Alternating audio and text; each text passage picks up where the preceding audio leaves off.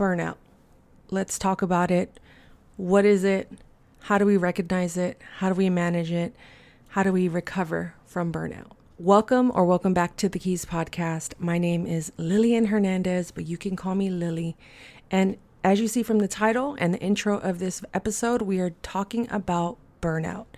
This is something I'm sure many, if not all of us, have experienced at some point in our lives.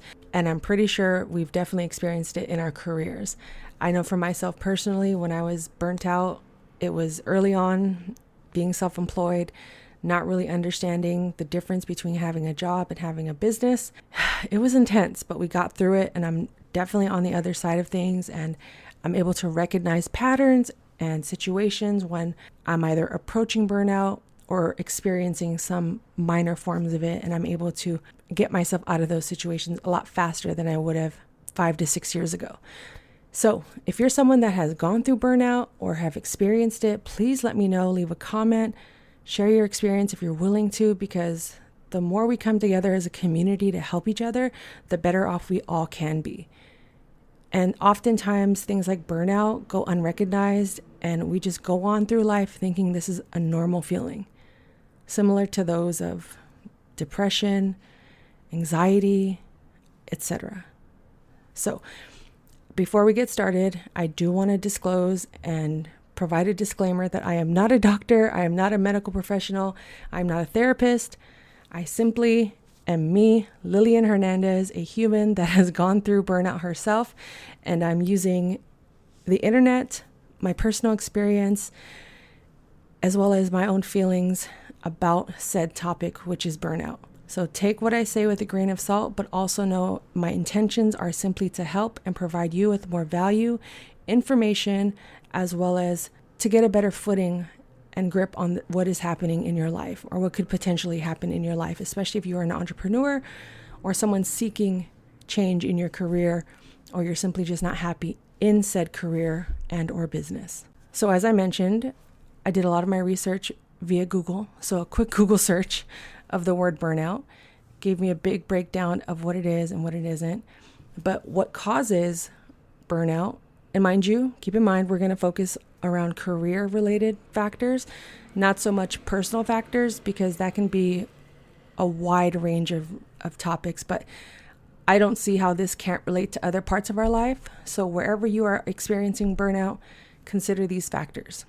So work-related factors, and like I said, a quick Google search gave me these answers. High workload, lack of control, poor work-life balance, unrealistic expectations. Now, it also gave me a few personal factors, which I do want to share so I don't leave you all hanging. But again, if you are dealing with personal matters surrounded or related to burnout, please go the extra mile and do a bit more extensive research. Seek out the professional help that may be needed. But again, even as I'm about to read these, I'm wondering, how are these separate from work-related? So personal factors are perfectionism, overachieving tendencies, difficulty setting boundaries, lack of coping mechanisms. Now that's deep. I can apply all 8 of these to different areas of my life. But for the sake of time, we're going to focus on career burnout, okay? So now you may be wondering, what are some symptoms? Now keep in mind, these are very broad symptoms, and some of these may be related to other aspects of your life. But again, I'm simply just listing what I'm reading off of the internet to help someone else in need, or maybe isn't aware, or maybe is already burnt out and doesn't have the capacity to do a simple Google search. I understand. I've been there. So some symptoms, and again, take this with a grain of salt. Emotional, physical, cognitive, and behavioral symptoms are as follows. Emotional, exhaustion, feeling overwhelmed, irritability, cynicism, emotional detachment. On the physical side, fatigue, headaches, insomnia, muscle aches, digestive problems. Cognitive, difficulty concentrating, forgetfulness, reduced productivity, difficulty making decisions. And behavioral, increased substance use, neglecting self-care, withdrawal from social activities, increased absenteeism. So I'll give you a moment. I don't want to make this episode too long and drawn out, because if you're here to help your burnout, the last thing you're going to want to do is listen to a 30-minute, hour-long podcast episode on the topic. You need help ASAP. Based on what I've read, does any of that strike a chord with you? Does it resonate with you? Were you nodding? Yeah, that's me right now. That's what I've been through. Or yeah, that's what I went through when I was burnt out 2 years ago, 10 years ago. But you just didn't have the verbiage. You didn't have the language. You didn't have the education, which is fine because that's why we're here today, okay? Before I get into telling my story about burnout, I do want to mention there are some recommendations for treatment that they've listed. So it goes as follows: self-care, getting enough sleep, having a healthy diet, exercise regularly, taking breaks, setting boundaries. That could be a whole episode, which it will be soon.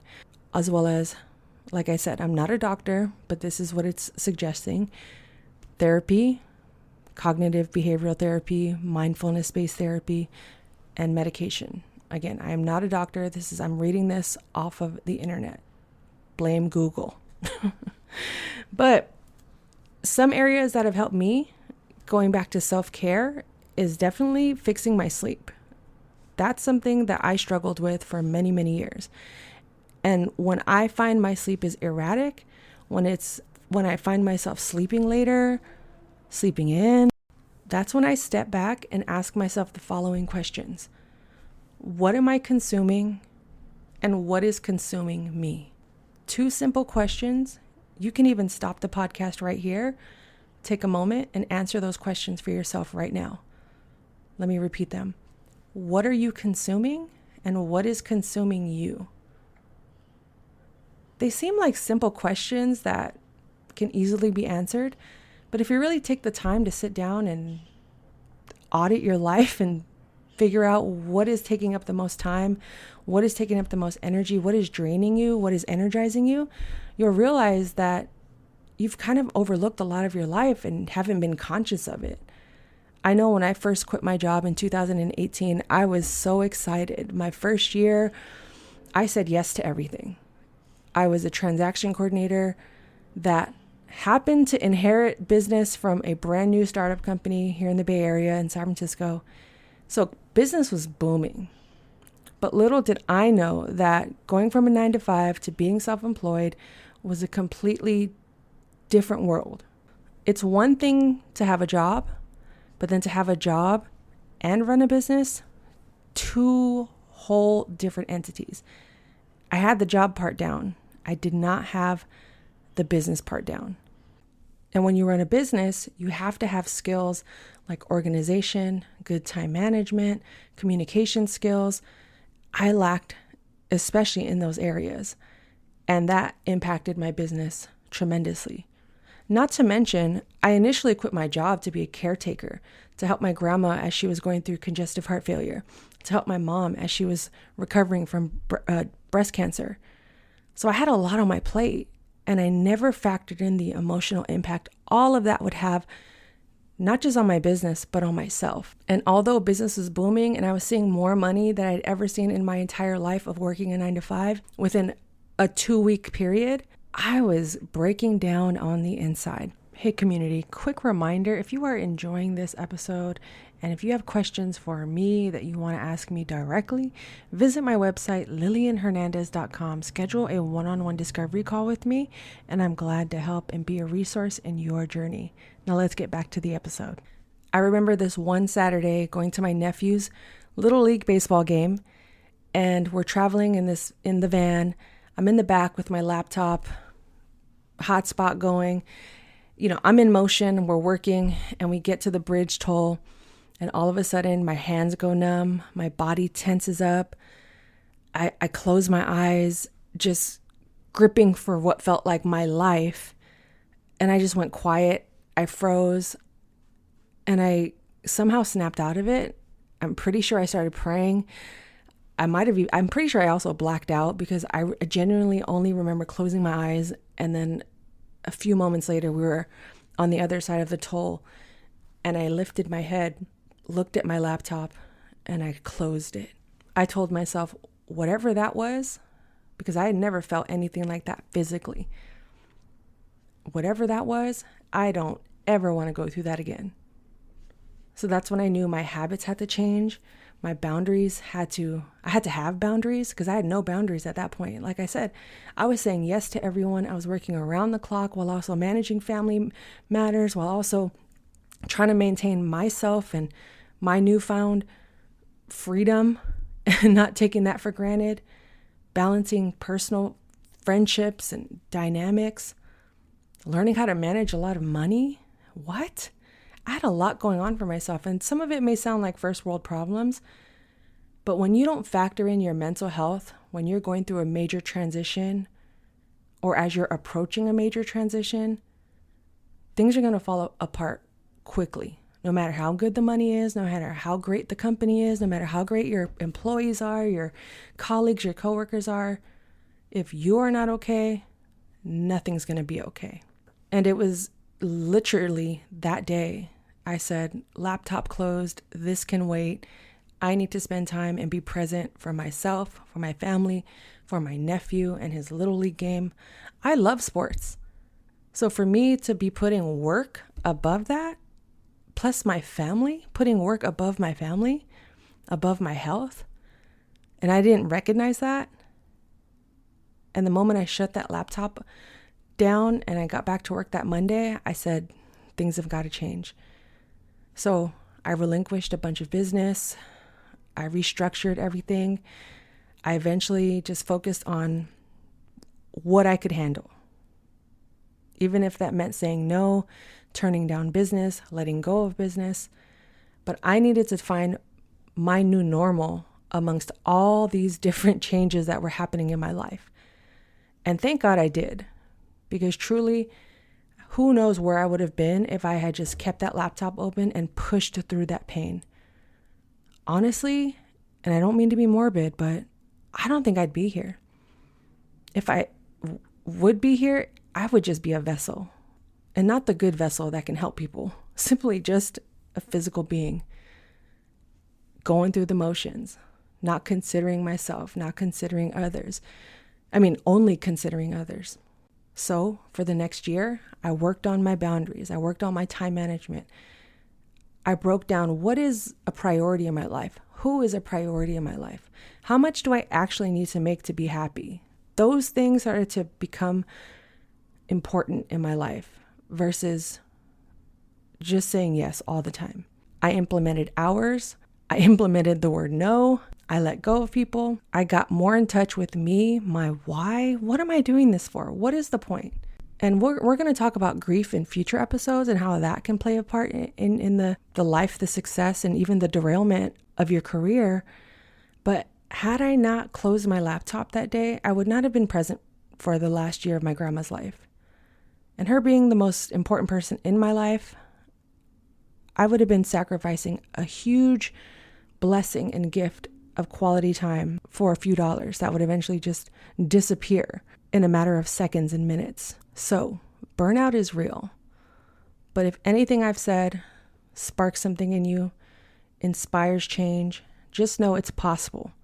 You don't have to live in this space of dysfunction, this space of pain, this space of drain and frustration. But it does take making gradual steps, implementing your new lifestyle day by day. Some days you may take bigger chunks and bigger steps than others. But it's just that gradual change and self-awareness and self-care that makes a difference. Because I didn't close that laptop and just start working out, hiring a trainer, hiring a coach, going to therapy. I didn't do all that. It took me years to eventually experience and implement those things into my daily life. Years. But it was because I was taking those incremental changes, implementing them, embodying them, understanding them. So when I did fall off or I did feel like I was approaching burnout, I'd be able to recognize it a lot quicker. And I knew what mattered to me the most. So having a strong why, being your foundation, so when things do get shaky, or when you feel like you're ready for a change, or you're being too consumed by one thing, go back to your why. Remind yourself, am I losing sight of my why? To overly please someone else, to overly run someone else's company, to overly get these checks and these dollars in the bank account? And is it worth it? If it is, keep going. And if it's not, now is the time to sit back. Give yourself 20 minutes a day. Just start with that, of complete silence or journaling, reading books, infusing positive affirmations into your mind. Eventually, you'll start to believe them. Like I said, it took me years to get to this place where I am today, because that was 2018, 2019. And of course, we all know what happened in 2020, but if I didn't start the process, even though it was messy, it was disorganized, I wouldn't have gotten to where I am today. So don't delay your healing any longer. You need you. And a few things to keep in mind as the seasons change. We are currently in the summer. Summer's about to end pretty soon. School is going back in session. The weather's going to change. So our moods are going to change. Our budgets are going to change. I feel like working in seasons helps a lot because I can anticipate different spending. In the fall, we start preparing for the winter, because in the winter, we're going to be spending a little bit more, maybe traveling a little bit more, buying gifts, things of that nature. Just depends on your lifestyle. Whereas maybe in the spring and early summer, I'm not doing all that. I'm relaxing. So consider how your life functions, what's ahead. Don't go too far ahead, because then you're going to make yourself anxious. All I'm saying is it's okay to anticipate things and to prepare presently, while also maintaining some sort of self-care regimen for yourself. This topic of burnout is a revolving door, so we're going to continue talking about it. But again, I just wanted to open up the dialogue, not overwhelm you with too many things, but just know that you're not alone. I've been through it. You can get through it, but you have to start. You have to help you. Delete those apps, unsubscribe from certain subscriptions, let go of some of those friendships, those relationships. Maybe you're the problem. Walk away. Detach now. You'll be better off for it. Wherever you're at on this subject of burnout, just know that it starts with you helping you.